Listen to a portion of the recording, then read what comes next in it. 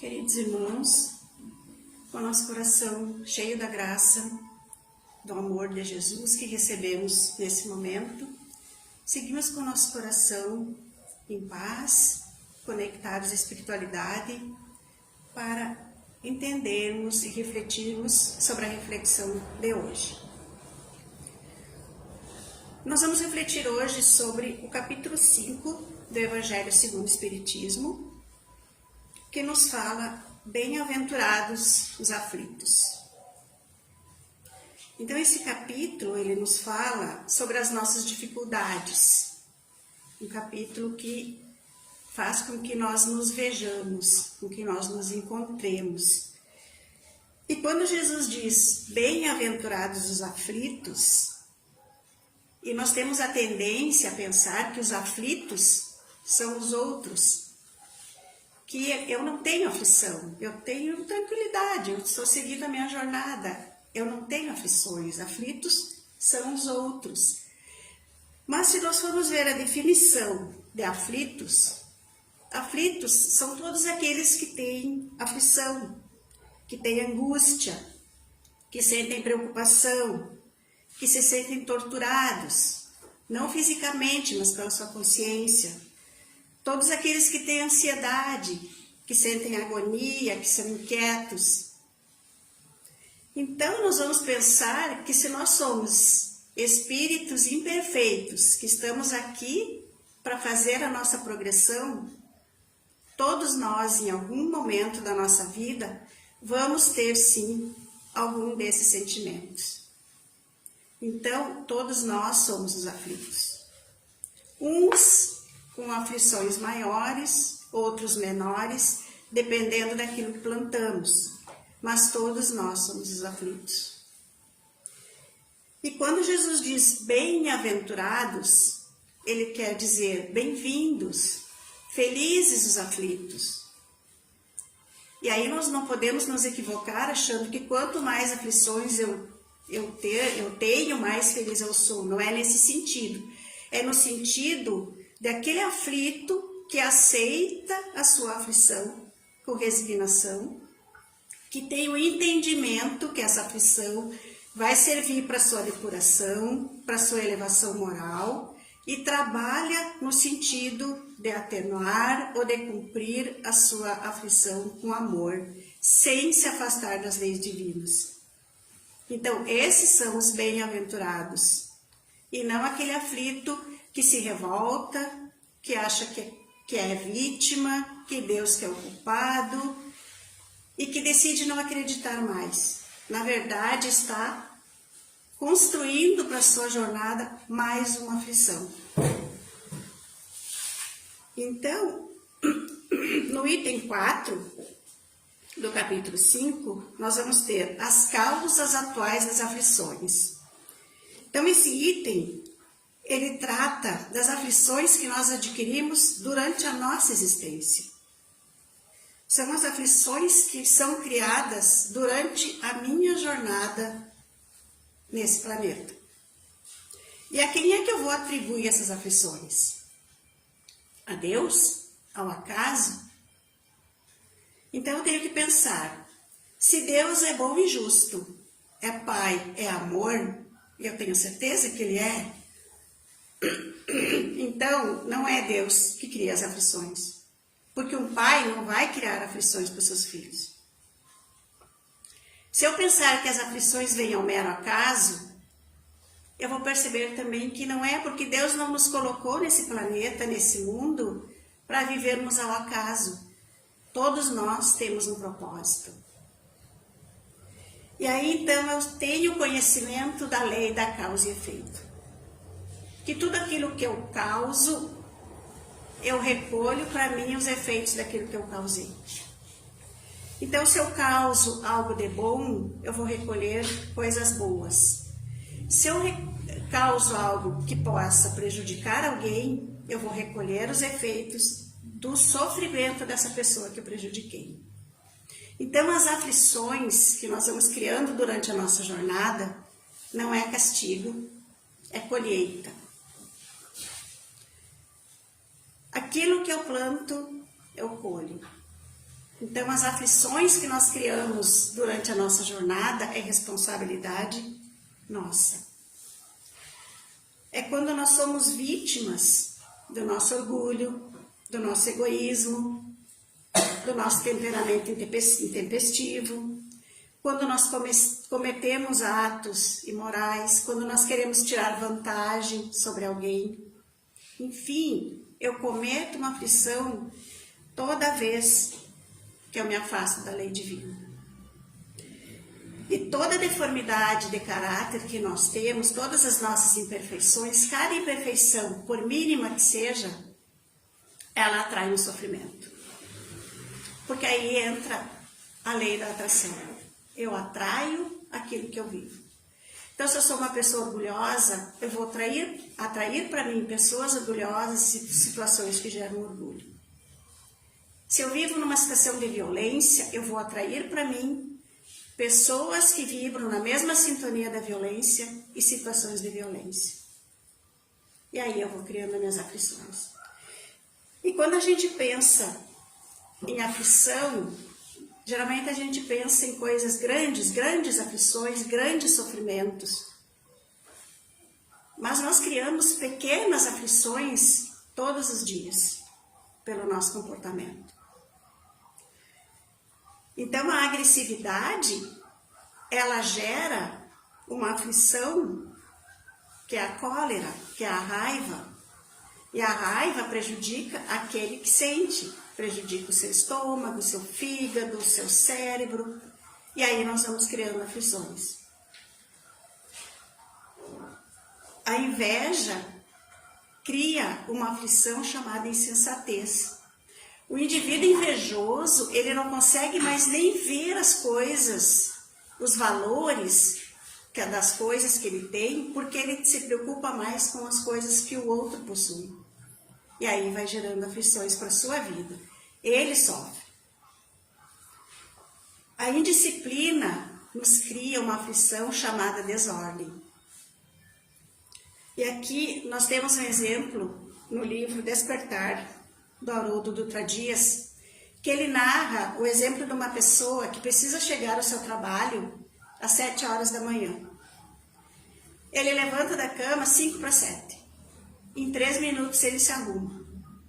Aí ele vai pegar a chave do carro para ir para o trabalho e ele não sabe onde que ela está. E aí ele já começa a se irritar. Quando ele consegue achar a chave, ele sai para o trabalho, só que ele está a 20 quilômetros do seu trabalho. E aí ele reclama que não dá para viver nesse mundo porque tem muito trânsito e vai gerando aquela aflição. E quando ele chega no escritório, no emprego, no trabalho dele, alguém diz bom dia. E ele diz só se for para você, porque o meu tá péssimo. Mas é uma situação de responsabilidade dele, uma aflição que esse indivíduo está criando para si. Então são os nossos comportamentos mais simples que nós vamos criando as nossas aflições. Então, quando Kardec nos fala das aflições atuais, são essas pequenas e grandes aflições que nós vamos criando para a nossa vida. E no capítulo 6, no item 6, do capítulo 5, Kardec nos fala das causas anteriores das aflições. Nesse item, ele quer nos esclarecer das coisas que nós não compreendemos. Então, são acontecimentos como as tempestades, os climas que acontece fatalidade, acidentes fatais, crianças que nascem com deficiência física, crianças que nascem com deficiência mental. Essas coisas que, quando nós olhamos, quando acontece conosco, quando acontece próximo, quando a gente vê no noticiário, o primeiro pensamento é, isso é uma injustiça. Mas se nós formos parar de novo e pensar, se Deus é bom e justo, como Ele permitiria uma injustiça? Quando nós olhamos para uma criança que nasceu deficiente, ou que nasceu numa pobreza extrema, enquanto outras nascem com todas as condições de se desenvolver, o primeiro pensamento sempre é, é uma injustiça. E aí a nossa fé tem que se fortalecer para nós sabermos que Deus é bom e justo. Então não existe injustiça. Quando eu olho para essa criança pequena, indefesa, e eu penso, ela não teve tempo ainda de causar nenhuma aflição para ninguém porque ela está passando por isso, é porque eu estou apenas olhando para aquele corpo daquela criança. E eu tenho que saber que aquele espírito pode ser milenar. E aí, então, Kardec nos revela, nos explica e nos insiste que nós não temos uma única existência. Então, as nossas existências, elas são conectadas umas com as outras. Então, se eu não causei essa aflição nessa vida, provavelmente eu estou trazendo ela de uma outra vida. E se ela está acontecendo nesse momento para eu resgatar nessa existência, é porque pela misericórdia de Deus e a bondade da espiritualidade, é nesse momento que eu estou preparado para começar a resgatar a minha dívida. Então, nós temos aí o entendimento de algumas coisas que muitas vezes nos questionamos e ficamos sem resposta, mas temos a doutrina a nos esclarecer.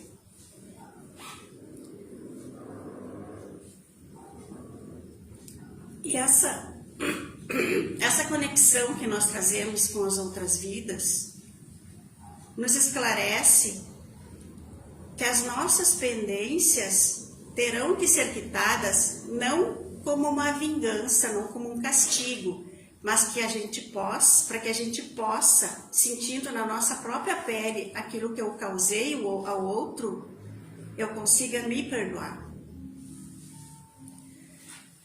No livro O Céu e o Inferno, nós temos a narrativa, na segunda parte do livro, nós temos a narrativa de espíritos que viveram na Terra e que após desencarnarem, eles vêm nos dar o seu depoimento de como foram recebidos, de como está sendo a sua jornada na vida espiritual.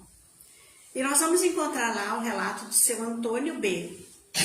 O seu Antônio B foi um espírito que viveu na Terra, na década de 1800, e ele teve uma conduta regrada, ele teve uma vida terrena tranquila, ele procurou se elevar sempre. E, no entanto, ele foi acometido de uma enfermidade que chama catalepsia, que é aquela enfermidade que parece que o indivíduo não tem mais vida. Então, em 1800, não existia a tecnologia que se tem hoje para se detectar se a pessoa realmente está viva ou se está morta. E o seu Antônio B foi considerado morto. Dias depois, por conta de um medalhão que se deram conta que tinham sepultado junto, abriram a sepultura do seu Antônio para retirar o medalhão e perceberam que ele havia se movimentado dentro do caixão, que inclusive a sua mão estava roída, comida. Então perceberam que ele havia sido enterrado vivo. Numa sessão mediúnica, dias depois, ele veio prestar o seu depoimento e aí o médium perguntou para ele, entre outras perguntas, por que havia acontecido aquilo com ele, se ele tinha sido uma pessoa que só tinha deixado coisas boas, boas recordações e uma vida correta. E ele disse que aquilo não era um castigo, que era um resgate. Porque quando ele veio para essa encarnação, ele pediu isso. Porque numa encarnação muito anterior, quando ele ainda não era um espírito tão elevado, ele tinha feito exatamente isso com a esposa dele, só que ela viva e ele consciente. Então ele havia sepultado ela viva. Então ele precisava nessa encarnação passar pela mesma coisa que ele havia feito para se perdoar. Então são causas anteriores a essa encarnação. e que nós precisamos, no momento que nós estivermos preparados, quitar para a nossa melhoria. Não é para alegrar a Deus ou alegrar a espiritualidade, é para a nossa melhoria, para a nossa evolução. Então, isso nos leva a compreender um pouquinho, porque a gente não consegue compreender toda a doutrina, porque somos imperfeitos e esquecemos muitas vezes da bondade, do amor. A nossa fé precisa ser fortalecida para que a gente lembre a todo momento que não existe castigo, que existe colheita.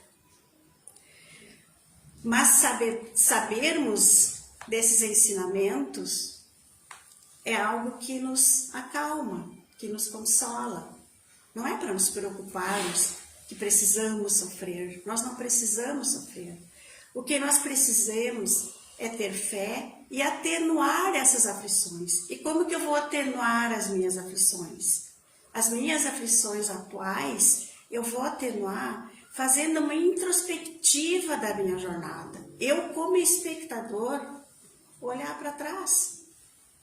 Como se eu estivesse visualizando a minha jornada e ver quais os meus sentimentos em relação a determinados fatos. Como que eu estou agindo com aquele irmão difícil que está convivendo comigo? Como que eu ajo em situações de organização, de desorganização? É uma introspecção que pode nos incomodar, porque a gente não gosta de enxergar os nossos defeitos.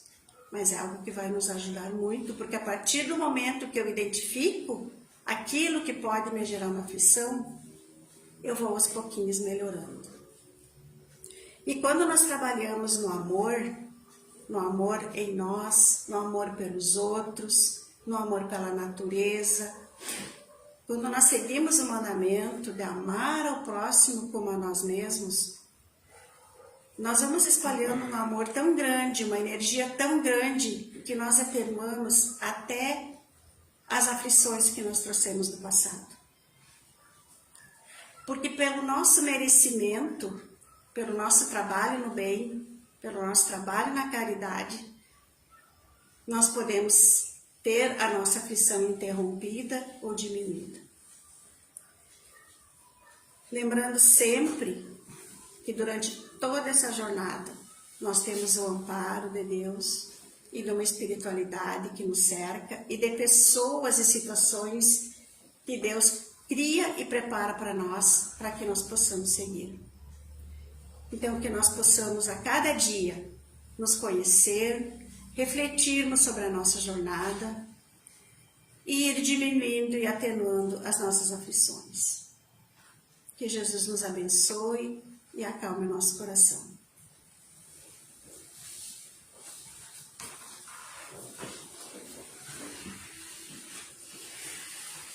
Convido os irmãos a se sentirem tranquilos, acalmando sua respiração, conectados com Deus. Sintam Jesus à sua frente, cercados por toda a espiritualidade que nos ampara, que nos ama.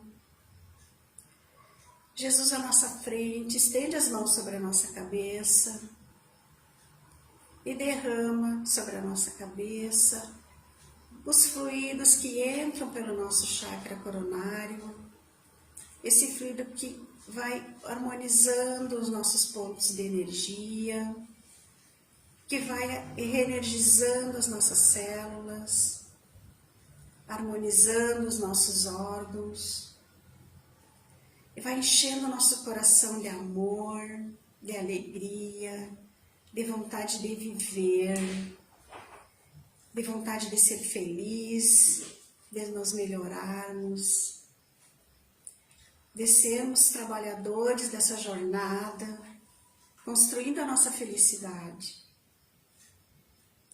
Sintamos a luz que vem das mãos de Jesus a iluminar o nosso caminho. Nos sentindo amparados e gratos, agradecemos, Pai, por esse momento, por tudo que recebemos aqui, que possamos ser multiplicadores do Teu amor e da tua alegria. Que sigamos em paz, fortalecidos pelo amparo e pelo amor do nosso Pai. Que assim seja.